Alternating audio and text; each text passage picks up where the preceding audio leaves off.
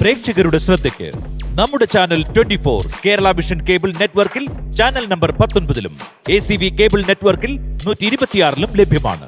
24 ആദ്യം ആധികാരികം. പ്രിയപ്പെട്ട അശോകേട്ടൻ, എൻ്റെ സലീം ഭായി, ദിലീപ്, ഇവരെ കാണുമ്പോൾ ഞാൻ ഈ പറഞ്ഞ പോലെ പണ്ട് അസിസ്റ്റന്റ് ഡയറക്ടറായിട്ടും അസോസിയേറ്റ് ഡയറക്ടറായിട്ടും ഡയറക്ടറായിട്ടും ആ കാലമാണ് പറഞ്ഞത്. എനിക്കൊന്ന് ഇവർ 3 പേരും ഒന്നിച്ച് ആദ്യം ഞാൻ വർക്ക് ചെയ്യുന്ന സിനിമ ഉദയവര സുൽത്താനാണ്. ഇത്രയും ചെയിൻ കോമഡി ഉള്ള ഒരു പടം എനിക്ക് തോന്നുന്നു. അത് കഴിഞ്ഞിട്ട് ഇവരുടെ ഇല്ലാത്ത പടങ്ങൾ ഇപ്പൊ ഞാൻ ഡയറക്ട് ചെയ്ത പടം ഇതിന് പറക്കുന്നളിക, ഇവര് 3 പേരുടെ കോശി, പിന്നെ സുന്ദരൻ, ഉണ്ണി, ഈ 3 ക്യാരക്ടേഴ്സ് ഒക്കെ നമുക്ക് ജീവിതത്തിൽ പറയാം. ഇവരുടെ കൗണ്ടറും ഇവരുടെ ഇംപ്രൂവൈസേഷനും ഒരിക്കലും തൃപ്തിയാകാത്ത ദിലീപും എത്ര കോമഡി ആയാലും പുള്ളിക്ക് അറിയില്ല. അവസാനം നൃത്തം എന്ന് പറയുന്നത് സലീം ഭായി ആയിരുന്നു. ശരിക്കും മൂസയുടെ ഒക്കെ റെഫറി ആയിരുന്നു സലീം ഭായി.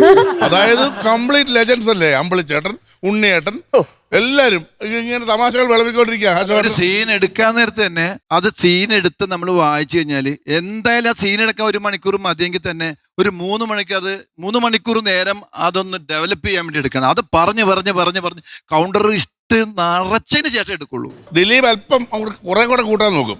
അപ്പൊ സലീം ഭായി പറയും, എടാ അത് മതി കറക്റ്റ്. അതുകൊണ്ട് എന്റെ സിനിമയുടെ റെഫറി ആയിരുന്നു പുള്ളി, മൂസയുടെ റെഫറി. അല്ല, നമ്മള് ഓരോ സിനിമയും ഓരോ മിഷൻ പോലെയാണ്. നമുക്ക് അതിന് സെക്കൻഡ് ചാൻസ് ഇല്ല. ആ ഒരു സിനിമയ്ക്കകത്ത് നമുക്ക് എന്തൊക്കെ ചെയ്യാൻ പറ്റും എന്നുള്ളതാണ് അതിന് ടോട്ടാലിറ്റി എന്ന് പറയുന്നത്. ഇപ്പൊ ഞാൻ പറഞ്ഞില്ലേ, നമ്മളുടെ സിനിമകൾ വിജയിച്ചതിന്റെ എടുത്തു പറയേണ്ട ആൾക്കാരാണ്. ഇപ്പൊ ഞാൻ ചെയ്ത ഒരുപാട് സിനിമകളിൽ ലെജൻസുകളുടെ ബഹളമാണ്. അതിനുശേഷം പുതിയതായിട്ട് സുരാജ് വന്നു.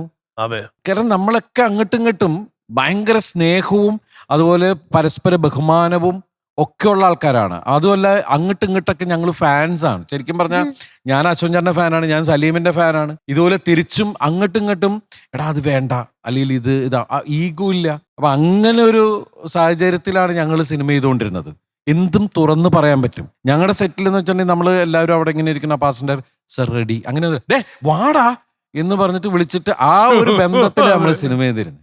ഞാൻ ചോദിക്കട്ടെ, അതായത് അതിനകത്ത് ഇപ്പൊ നമുക്ക് അറിയാം ടോം ആൻഡ് ജെറി ഹ്യൂമറിന്റെ ബഹളമുള്ള. അതിന് മുമ്പ് എനിക്ക് കൂടെ പറക്കുന്നളിയിൽ നിങ്ങൾ ഓൾറെഡി മറ്റേ ഡ്രാഫ്റ്റ് എഴുതി, അത് കഴിഞ്ഞപ്പോ അതിന്റെ ഫുൾ ഡ്രാഫ്റ്റ് വന്നത് ഇതിലാണ്. ഇതിനകത്ത് 2 ബെഡ് എടുത്ത് വെച്ച് ചാടുന്നതൊക്കെ അന്ന് ഗ്രാഫിക്സ് അത്രയും ഗംഭീരമായിട്ടുള്ള ഒരു കാലഘട്ടമല്ല. അല്ല അതൊക്കെ എങ്ങനെ ചെയ്തു?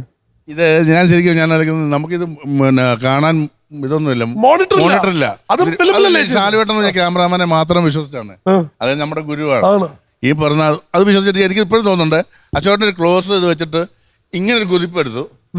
പിന്നെ നമ്മൾ ഗ്രാഫിക്സ് അശോകനെ എടുത്തു. ബെഡുണ്ട്. എനിക്ക് അശോകൻ ഡബിങ്ങിൽ ഒരു സാധനം ഇട്ടുണ്ട്. വീണ് കഴിഞ്ഞിട്ട് കുറച്ച് കഴിഞ്ഞിട്ടായി ബെഡ് വന്ന് പുറകിൽ വീണു. ഉടനെ പുള്ളി പുറകെ ഉണ്ടായിരുന്നല്ലേ.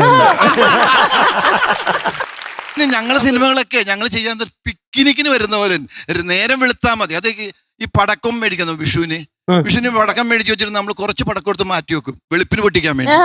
എന്നിട്ട് അത് ഉറങ്ങൂല, രാത്രി ഉറക്കം വരില്ല. എങ്ങനെയെങ്കിലും എന്ന് പറഞ്ഞാൽ നേരം വെളുത്താൽ മതി. പഞ്ചാബി ഹൗസിൽ സെറ്റിലേക്ക് അല്ലെങ്കിൽ ഞങ്ങളുടെ സെറ്റിലേക്ക് കൊതിച്ച് ചെയ്ത പടങ്ങളാണ് അതൊക്കെ. എത്രയൊക്കെ ആയ സ്ഥിതിക്ക് ആ മീശ മാധവല്ലേ വിഷുക്കണിയും കൂടെ കാണിച്ചിട്ട് നമുക്ക് തുടങ്ങാം.